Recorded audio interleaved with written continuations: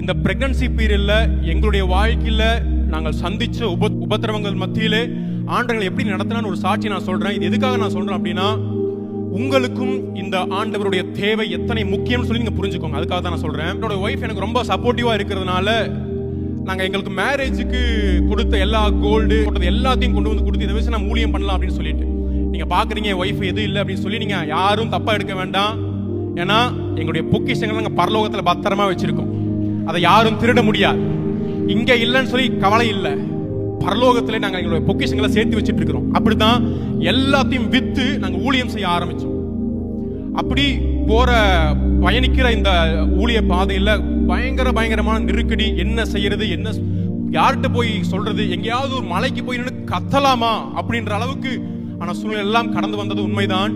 அப்படி என்ன ஆச்சு அப்படின்னா, பிரெக்னன்சி பீரியட்ல யார்கிட்டையும் எதையும் கேட்க மாட்டோம், எங்களுடைய தேவையை யார்கிட்டையும் சொல்ல மாட்டோம்னு சொல்லி ஆண்டோட சமூகத்துல பொருத்தனை பண்ணியிருக்கிறோம்.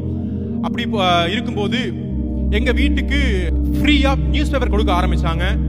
எதுக்கு கொடுக்குறாங்க எனக்கும் தெரியாது. நான் எடுத்து வச்சிருவேன். ஒரு பர்டிகுலர் டேல வந்தப்போ எங்க வீட்டுல டோட்டலா 0, ₹1 கிடையாது. அடுத்த வேளை சமைக்கிறதுக்கு, அடுத்த வேளை சாப்பிட்றதுக்கு. அப்பதான் நான் பார்த்தேன், பெரிய பேப்பர் பண்டில் ஆர்டர் கொடுத்தாரு 2 மாசத்துக்கு முன்னாடியே. அதை கொண்டு போய் விற்கும் போது ₹150 கொடுத்தாங்க. 3 வேளை சாப்பிடுவதற்கு ஆண்டவர் எங்களை இப்ப உதவி செஞ்சார். எப்படி எலியாவை காலையிலையும் சாயந்தரமும் காக்காவை கொண்டு வந்து போஷிச்சாரோ, எங்களை நியூஸ் பேப்பரை கொண்டு வந்து 2026 போஷித்தார். அதே போல 8th மந்த்ல சேம் சிச்சுவேஷன். அப்போ எங்க வீட்டுக்கு 2 பாட்டி மருங்க ஜெபம் பண்ண வந்தாங்க. மதியானம் தக்காளி வாங்குறதுக்கு சமைக்கிறதுக்கு கூட காசு இல்லை. அப்புறம் அவங்களுக்காக ஒரு சில வசனங்களை சொல்லி ஜெபம் பண்ணதுக்கு அப்புறம் அவங்க பையிலிருந்து 3 டிஃபன் பாக்ஸ் நல்ல சுவையான ஒரு சாப்பாடை ஆண்டவரே கொடுத்து எங்களுக்கு அனுப்பி இருந்தார். கரெக்டா அந்த டெலிவரி டைம்ல ஹாஸ்பிட்டல் கொண்டு போய் சேர்த்திட்டேன். எங்கிட்ட ₹10,000 இருந்துச்சு. அட்வான்ஸ் பே பண்ணியாச்சு. டோட்டல் அமௌண்ட் 35,000 or 60,000 அப்படின்னு சொல்றாங்க. நார்மலா இருந்தா இவ்வளோ, சிசேரியன் இருந்தா எவ்வளோன்னு சொல்லிட்டு ஆண்டவர் கிருபையில நார்மல் டெலிவரி ஆகிறதுக்கு உதவி செஞ்சாரு.